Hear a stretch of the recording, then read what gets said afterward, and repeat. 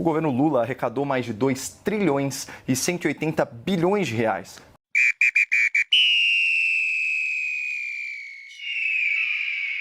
Parafraseando o senhor Lula da Silva, nunca antes na história desse país se arrecadou tanto imposto. Segundo dados oficiais aqui da Receita Federal, nos 10 primeiros meses de 2024, o governo Lula arrecadou mais de 2 trilhões e 180 bilhões de reais, o recorde absoluto da série histórica. Em comparação com o ano passado, houve aqui um aumento real, ou seja, além da inflação, de quase 10% no total de impostos recolhidos pelo governo federal.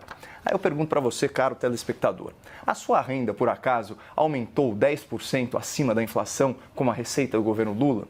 E os serviços públicos, eles melhoraram alguma coisa nesse período, segundo a sua avaliação? Aliás, você está comendo mais picanha, como certos demagogos prometeram? O fato é que nenhum outro governo na história dessa república explorou tanto a força de trabalho do brasileiro quanto o governo Lula. O nosso cidadão trabalha, em média, 5 meses por ano só para pagar imposto. E esse trabalhador, ele está percebendo que o seu verdadeiro opressor não é o patrão capitalista que paga muito mais imposto do que lucra. E isso quando lucra. O verdadeiro opressor do trabalhador é o Estado, que cobra seguros obrigatórios, impõe poupança forçada, confisca dinheiro esquecido no banco, cria novas taxas sobre o consumo e fica sempre com a maior fatia do bolo.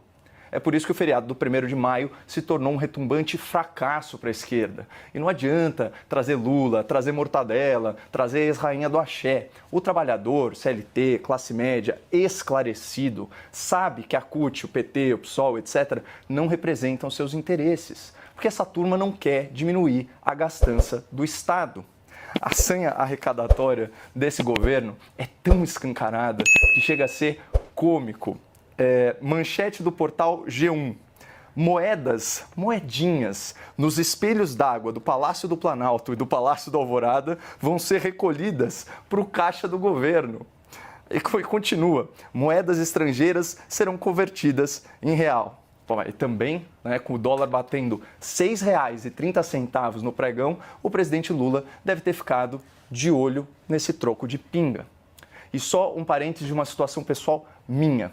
Hoje, o meu irmão caçula me enviou um WhatsApp avisando que é melhor eu comprar logo o presente de aniversário do meu pai, que é uma viagem pro exterior.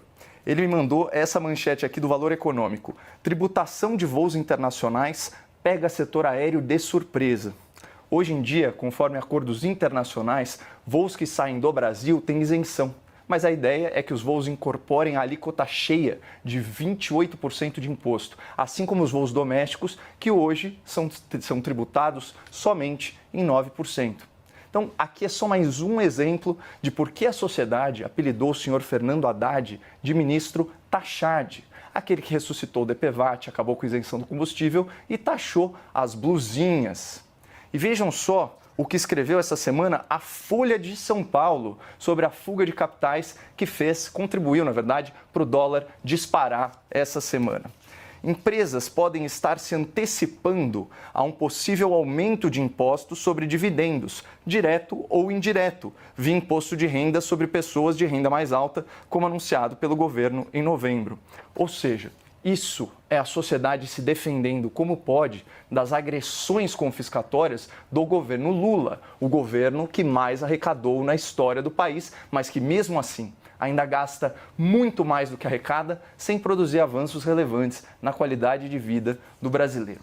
A Folha ainda fez a seguinte advertência: o próprio presidente da República, vulgo o senhor Lula, teria de demonstrar que tem consciência do problema fiscal e avisar que seus ministros vão preparar novas medidas de contenção de despesas. Ou seja, Basília, respondendo aqui a questão em debate, até a Folha de São Paulo, e convenhamos, é uma publicação simpática à esquerda, considera que Lula e seu governo ignoram ou fingem ignorar o problema fiscal. A questão é que, como diz aquela máxima atribuída a Ayn Rand, você pode até ignorar a realidade, mas não pode ignorar as consequências de ignorar a realidade. E as consequências dessa ignorância estão levando o país para o vermelho.